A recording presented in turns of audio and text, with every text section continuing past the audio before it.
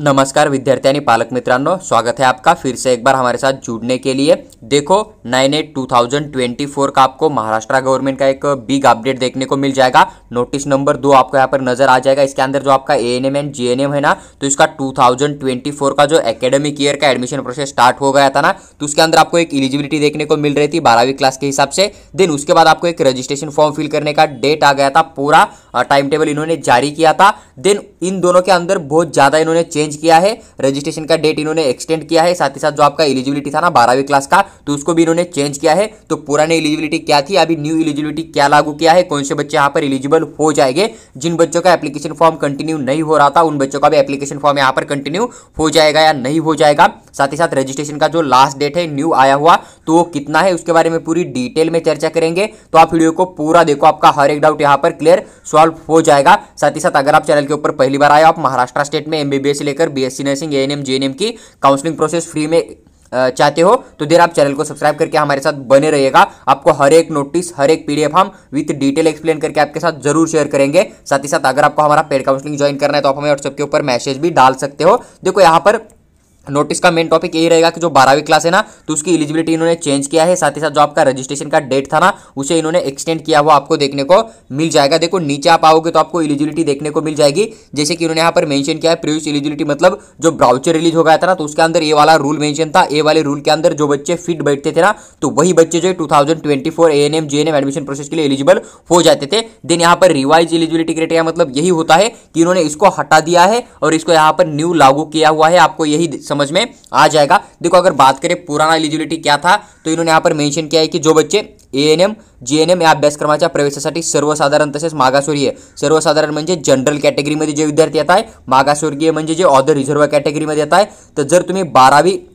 विज्ञान शाखेमध्ये जीवशास्त्र, भौतिकशास्त्र, रसायनशास्त्र समजा जर 45% गुणासह उत्तीर्ण असणे आवश्यक होतं, म्हणजे तुम्हाला अगोदर काय रूल होता की तुम्ही एएनएम जीएनएमला जर ॲडमिशन प्रोसेस करताय, तर तुम्हाला कमीत कमी जीवशास्त्र, भौतिकशास्त्र, रसायनशास्त्र हे जे विज्ञान म्हणजे सब्जेक्ट आहेत ना, तर यांच्यामध्ये तुम्हाला किमान 45% गुणांसह उत्तीर्ण असणं आवश्यक होतं। म्हणजे तुम्ही एक तर 12वी पास हवे, 12वी पास तर हवेच हवे, पण तुमचा जो काय ह्या ठिकाणी विषय तुम्हाला बघायला भेटतील ना, 3 विषय जे की तुम्हाला या ठिकाणी काय काय मेंशन केले यांनी, जीवशास्त्र, भौतिकशास्त्र आणि रसायनशास्त्र हे 3 विषय जे मेंशन केले, बायोलॉजी, केमिस्ट्री आणि फिजिक्स, हे 3 विषय जे आहे समजा त्यांच्यामध्ये तुम्ही 45% गुणांसह उत्तीर्ण असणं आवश्यक असेल, असं यांनी या ठिकाणी मेंशन केलं होतं। जीवशास्त्र, भौतिकशास्त्र आणि रसायनशास्त्र जे आहे ते 45% गुणांसह तुम्ही उत्तीर्ण असणं आवश्यक होतं आणि विज्ञान शाखेमध्ये यांनी या ठिकाणी मेंशन केलं तुम्हाला बघायला भेटतं।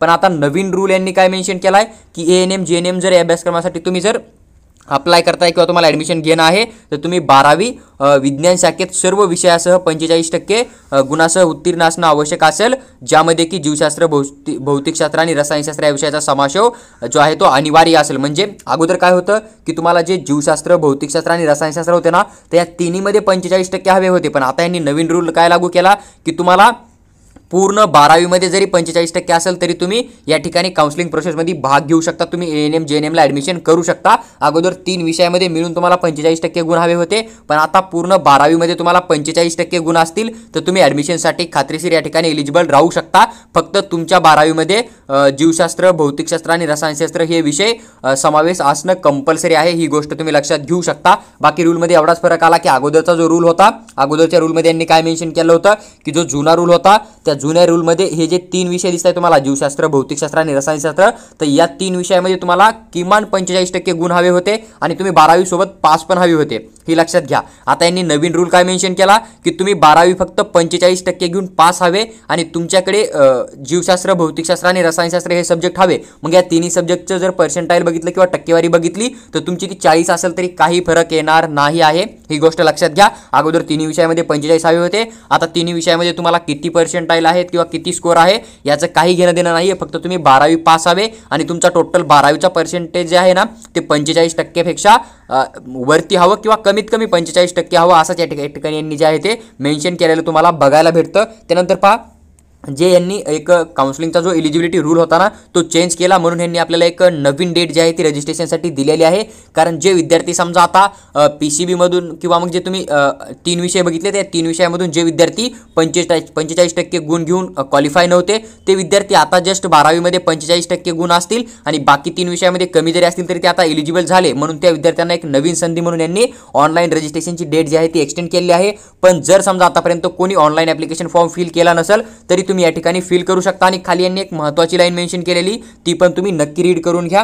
पहा, यांनी जी आहे ती ऑनलाईन रजिस्ट्रेशन आणि सबमिशन ऑफ कॅप ॲप्लिकेशनची जी आहे ना ती 12/8/2024 रात्री 12 वाजेपर्यंत टाइम तुम्हाला जो आहे तो दिलेला या ठिकाणी दिसत आहे. त्याच्यानंतर तुम्हाला एक पेमेंट करणं पडतं, ऑनलाईन पेमेंट, जे की तुम्हाला नॉन रिफंडेबल राहतं. काउन्सिलिंगची फीस राहते 13/8/2024 रात्री 11:59 PM पर्यंत तुम्ही हे पेमेंट करू शकता. त्यानंतर तुम्हाला पूर्ण जेवढे काही डॉक्युमेंट लागतील समजा कॅटेगरीच्या हिसाबानं तर ते पूर्णच्या पूर्ण डॉक्युमेंट तुम्हाला या ठिकाणी PDF फॉर्मॅटमध्ये पेमेंट झाल्याच्या नंतर अपलोड करणं आहे.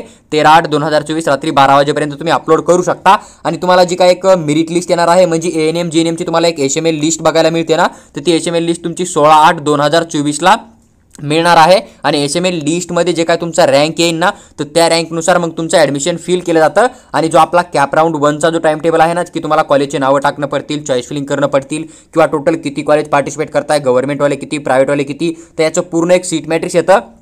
ते सीट मॅट्रिक्स तुम्हाला कॅप राऊंडचा 1 जो टाइम टेबल येईल ना, तुम्हाला ज्यावेळेस कॉलेज टाकण्यासाठी परमिशन दिली जाईल ना तर त्यावेळेस तुम्हाला हा कॅप राऊंडचा पूर्ण टाइम टेबल, कॉलेज किती आहेत, त्याच्यामध्ये सीट किती आहे ते पूर्ण एक नोटीस येऊन जाते.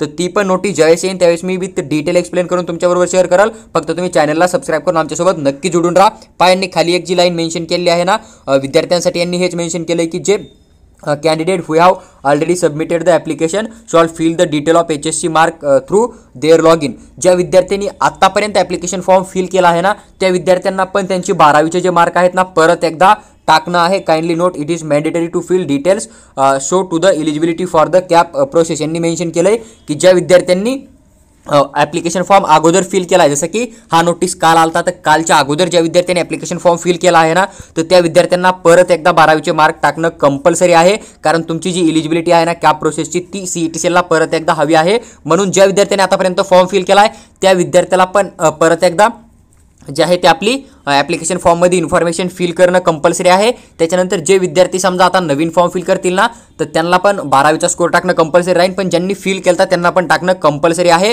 तर ही लाईन तुम्ही एकदम महत्त्वाची आहे, ही लाईन तुम्ही एक वेळेस वाचून घेऊ शकता. तर पहा, ही जी एक नवीन नोटीस होती ANM GNM ॲडमिशन प्रोसेसची ती एकदम सविस्तर डिटेलमध्ये एक्सप्लेन करून मी तुमच्याबरोबर शेअर केली आहे. तुम्हाला जर व्हिडिओ आवडला असेल तर लाईक करा आणि चॅनलला सबस्क्राईब करून आमच्यासोबत नक्की जोडून राहा, जेणेकरून फ्युचरमध्ये कोणती पण अपडेट आली तरी ती एकदम डिटेलमध्ये एक्सप्लेन करून आम्ही तुमच्याबरोबर नक्की शेअर करू.